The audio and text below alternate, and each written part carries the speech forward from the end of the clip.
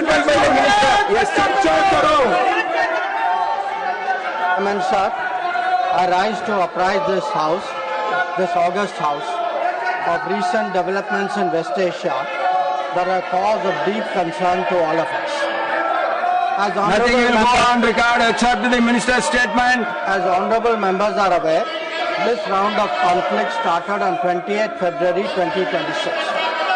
It has witnessed not only fighting between Israel and the United States on one side and Iran on the other, but also attacks on a number of Gulf states. There have been numerous casualties, including at the leadership level in Iran, as well Nothing will go on record except the minister's statement. As well as destruction of infrastructure in the region. At the very outset, government had issued a statement on 28th February expressing its deep concern and urging all sides to exercise restraint, avoid escalation, and prioritize the safety of civilians. We believe, and we continue to believe, that dialogue and diplomacy should be pursued to de-escalate tensions and address underlying issues. Sir, it is also imperative that the sovereignty and territorial integrity of all states in the region be respected. Given the gravity of the situation, the Cabinet Committee of Security, CCS, met on 1 March under the chairmanship of the Honorable Prime Minister.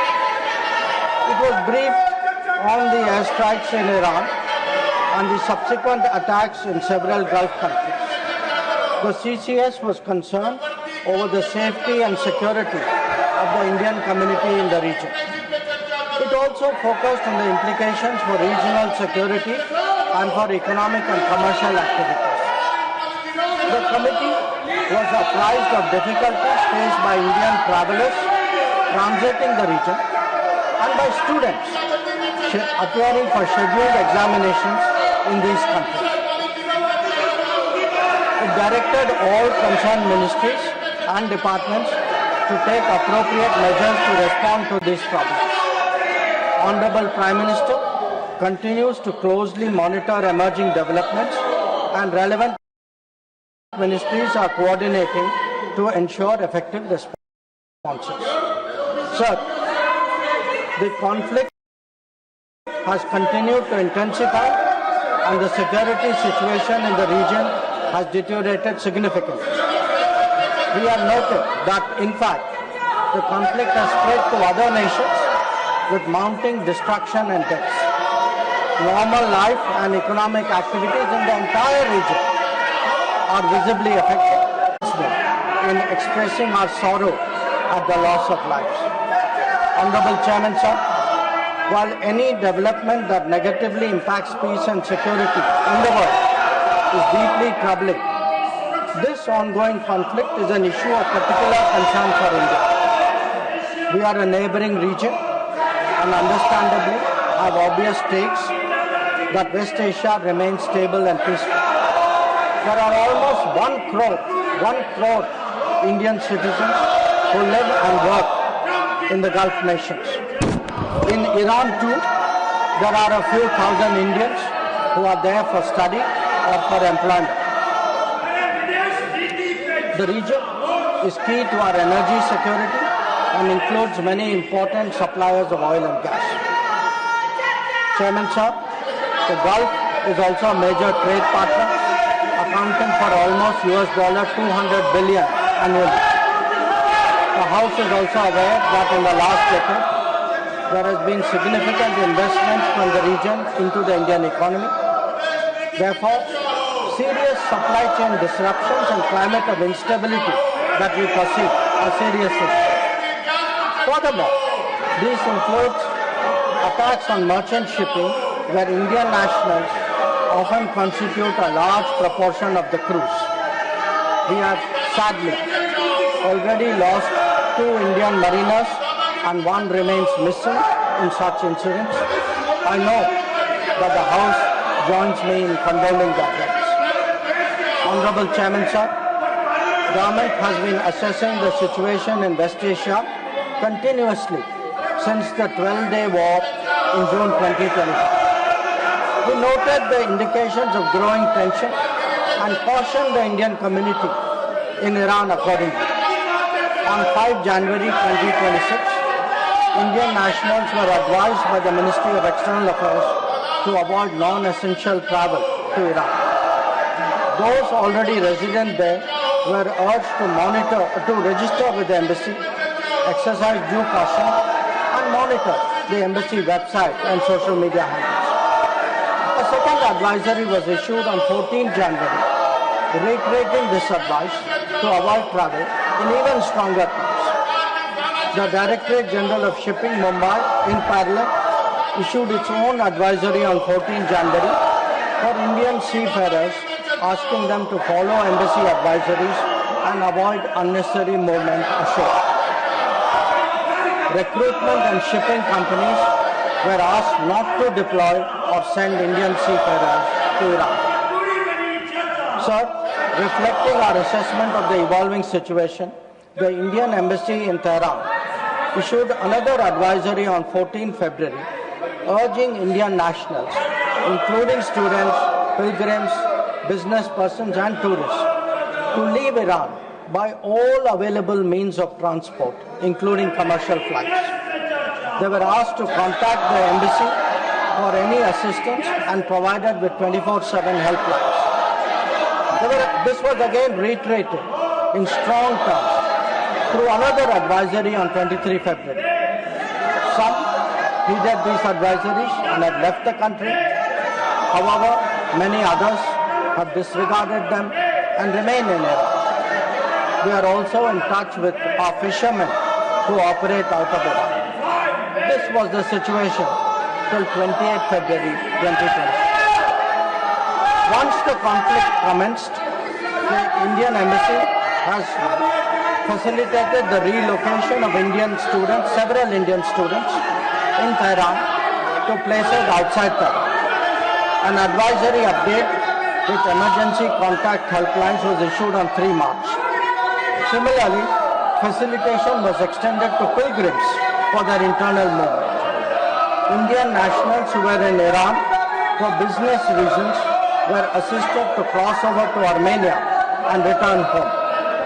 The embassy in Tehran remains fully operational, in fact, on the highest alert.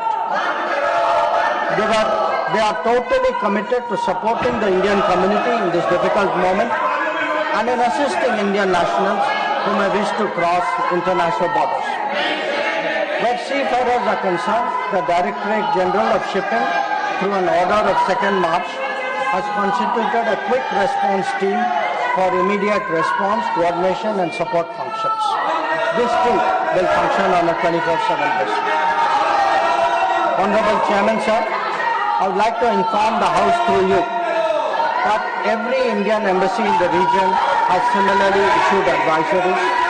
The embassy in Israel did so on 28th February and 1 March, UAE on 28th February and 5 March, Bahrain on 28th February, Qatar on 28th February, Kuwait on 28th February and 5th March, and Saudi Arabia on 20th February and 8th March, Oman on 20th February, Iraq on 20th February and 5th March.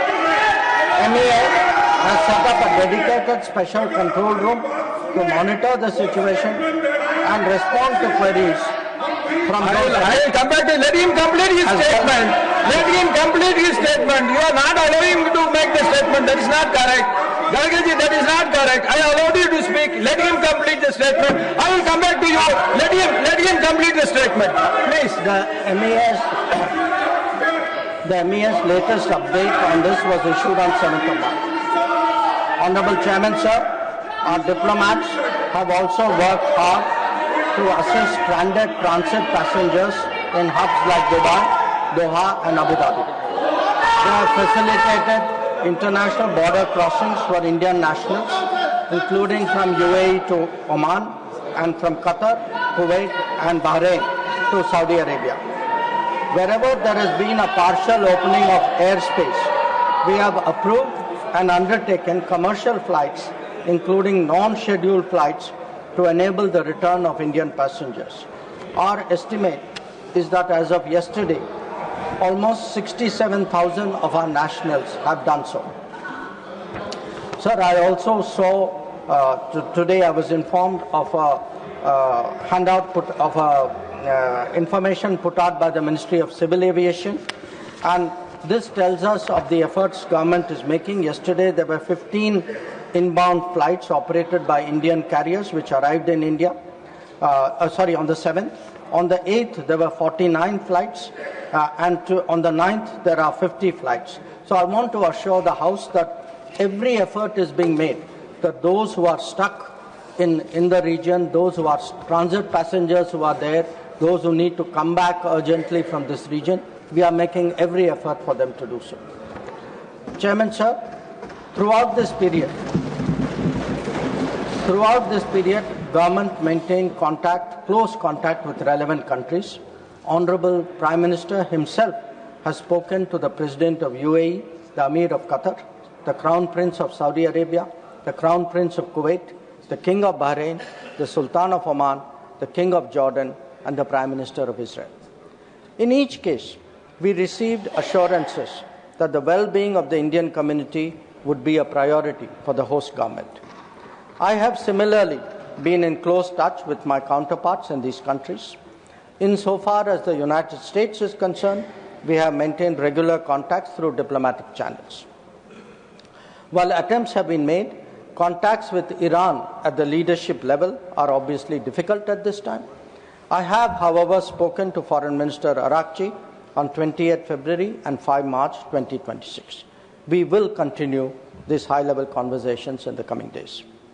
Sir, the House will also be interested in the issue of an Iranian vessel that is currently docked in Kochi. The Iranian side had requested permission on 28 February for 3 ships in the region to dock at our ports. This was accorded on 1 March. IRIS Lavan actually docked on 4th March in Kochi. The crew is currently in Indian naval facilities. We believe that this was the right thing to do, and the Iranian foreign minister has expressed his country's thanks for this humane gesture. Honorable Chairman, sir, in view of the implications of this conflict for our energy security, I also seek to address that particular concern. Government remains committed to ensuring that fully, taking into account availability, costs, and risks of the energy markets. For us, the interests of the Indian consumer has and will always be the overriding priority. Where required, Indian diplomacy has supported the endeavours of our energy enterprises in this volatile situation. Honourable Chairman, sir, let me conclude by highlighting the 3 guiding factors of our approach. 1. India is in favour of peace and urges a return to dialogue and diplomacy. We advocate de-escalation, restraint, and ensuring the safety of civilians. 2. The well-being and security of the Indian community in the region is our priority. We will continue to work with the governments of the region towards that end. And 3. Our national interest, including energy security and trade flows, will always be paramount. I am confident, sir, that the government has the full support of this august House on this matter. I thank you.